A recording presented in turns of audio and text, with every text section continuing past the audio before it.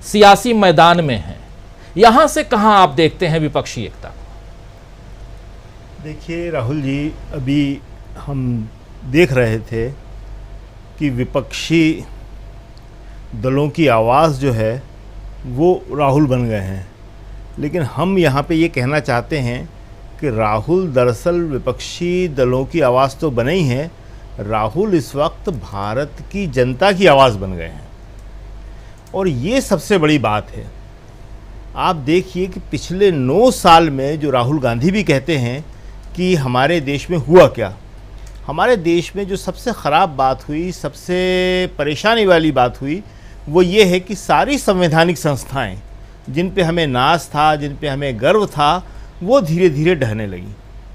कोई भी संवैधानिक संस्था ऐसी नहीं है जिस पे दबाव नहीं पड़ा हो, और उन दबाव के आगे हमारी संवैधानिक संस्थाओं की हालत इस वक्त बहुत ख़राब हो चुकी है। हमने पहले भी कहा, आज फिर हम इस बात को दोहराते हैं कि पाकिस्तान और हम साथ साथ आज़ाद हुए, लेकिन इस बात को पाकिस्तान ने भी स्वीकार किया, माना कि हम में और हिंदुस्तान में जो एक चीज़ सबसे बड़ा अंतर डालती है, जिसने सबसे बड़ा फ़र्क डाला, वह है भारत में संवैधानिक संस्थाओं का विकास और उनका मजबूत होना, और जो हम नहीं कर पाए। आप देखिए, मीडिया यहाँ पे, न्यायपालिका यहाँ पे, कार्यपालिका यहाँ पे, सब चीज़ों पे इतना दबाव पड़ा कि आज कोई भी कुछ ज़्यादा कहने की स्थिति में नहीं है। लोग इनकी तरफ उम्मीद से देखते हैं, मगर ज़्यादातर निराश ही होते हैं। मगर इन 9 सालों में एक ही चीज़ ऐसी थी जिस पर सबसे ज़्यादा दबाव पड़ा, और जो न टूटा, न झुका, न डरा, और वह था राहुल गांधी। राहुल गांधी इन 9 सालों में हमेशा जनता के बीच रहे, उसकी आवाज़ उठाते रहे, और अभी आप जिस भारत जोड़ो यात्रा का जिक्र कर रहे थे, उस भारत जोड़ो यात्रा को शुरू करने से पहले जब भी इस तरह के संशय की बातें थी, भ्रम की बातें थी, तब राहुल ने कहा था, एक छोटी मीटिंग में कहा था, जिसमें कांग्रेस के भी नेता थे, कि कोई आए या ना आए, मैं अकेला चलूँगा, भारत जोड़ो यात्रा होगी। और अभी आप जो मैसूर का बता रहे थे, जब बारिश हो रही थी, उसमें भी राहुल ने कहा कि यात्रा नहीं रुकेगी, यात्रा चलती रहेगी। तो ये जो राहुल का निश्चय है, उनका जो कॉन्फिडेंस है, और अपने उद्देश्य के प्रति उनका जो समर्पण है, वही आज उनकी सबसे बड़ी ताकत बन गई है। और इसीलिए देश की जनता भी उन पर यकीन कर रही है, और इसीलिए विपक्षी दल जो हैं वो भी इस बात को स्वीकार कर रहे हैं कि अब हम सबको राहुल के साथ मिलकर मोदी जी से लड़ना है। क्यों लड़ना है? क्योंकि सब इस बात को अच्छी तरह जानते हैं कि अगर मोदी जी की हैट्रिक हो गई, तो जिन संस्थाओं का हम जिक्र कर रहे थे, जिनकी हालत खस्ता हो चुकी है, जो बहुत झुक गई हैं, वो संस्थाएं फिर बचेंगी या नहीं बचेंगी। आज की स्थिति ये है कि जो आप जिक्र कर रहे थे कि केसीआर वहाँ नहीं जा रहे हैं, तो केसीआर के नहीं जाने का कारण क्या है? केसीआर डर गए। आज तेलंगाना में केसीआर की हालत बहुत अच्छी नहीं है, जो आज से 2 महीने पहले थी। उसके बाद लगातार केसीआर का जो है ग्राफ नीचे गिरता चला जा रहा है। तो आज केसीआर वहाँ नहीं जा रहे हैं, लेकिन केसीआर अगर वहाँ नहीं जा रहे हैं तो उसका मैसेज क्या है, वो शायद केसीआर नहीं समझ रहे हैं। उसका मैसेज बड़ा क्लियर है कि अगर आप विपक्ष के 17 दलों के साथ नहीं हैं, 16 दलों के साथ नहीं हैं, तो आप मोदी जी के साथ हैं। क्या केसीआर इसके लिए तैयार हैं? जगन मोहन रेड्डी नहीं है इसके लिए तैयार, पटनायक नहीं है इसके लिए तैयार। आज मोदी जी जो एनडीए का कुनबा बढ़ाने की कोशिश कर रहे हैं, मगर उनके साथ कोई नहीं आ रहा। क्यों नहीं आ रहा? क्योंकि सबको लग रहा है कि अब मोदी जी जो है जिस तरह की राजनीति कर रहे हैं, वो एनडीए के पार्टनरों को तो छोड़िए, बीजेपी और आरएसएस के लिए भी समस्या बन गए। आज वो और अकेले वो, सिर्फ उनका नाम आता है। बीजेपी में से भी किसी का नाम नहीं आता, ज़्यादा से ज़्यादा अमित शाह जी का नाम आता है। आप देखिए कि अभी आप कह रहे थे कि अगर कोई और प्रधानमंत्री होता तो वो अमेरिका जाने से पहले एक अपील करता मणिपुर के लिए। हम तो यह कहते हैं कि अगर वाजपेयी जी भी होते तो वो पहले मणिपुर जाते। अभी जैसा आप बता रहे थे, सतपाल मलिक ने कहा क्या रखा है अमेरिका में, हमारे लिए मणिपुर ज़्यादा इम्पॉर्टेंट है, मणिपुर जाते।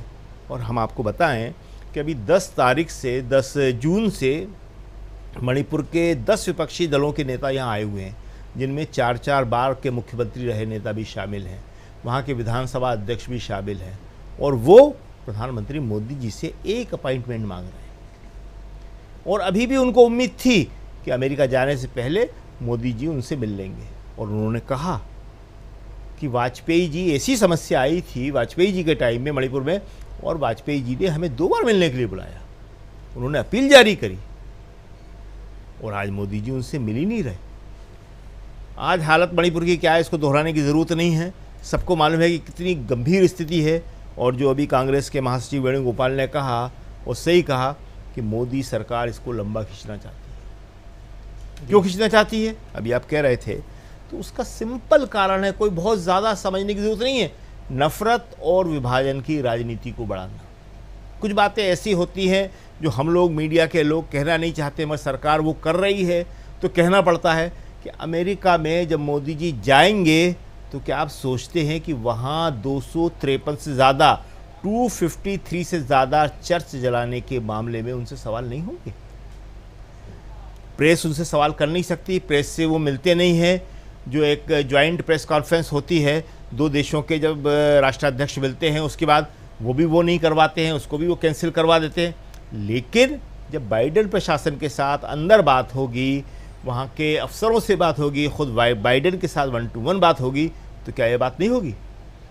बाइडेन आज दुनिया के सबसे अनुभवी नेता हैं जी। उन्होंने सबके शासनकाल देखे हैं।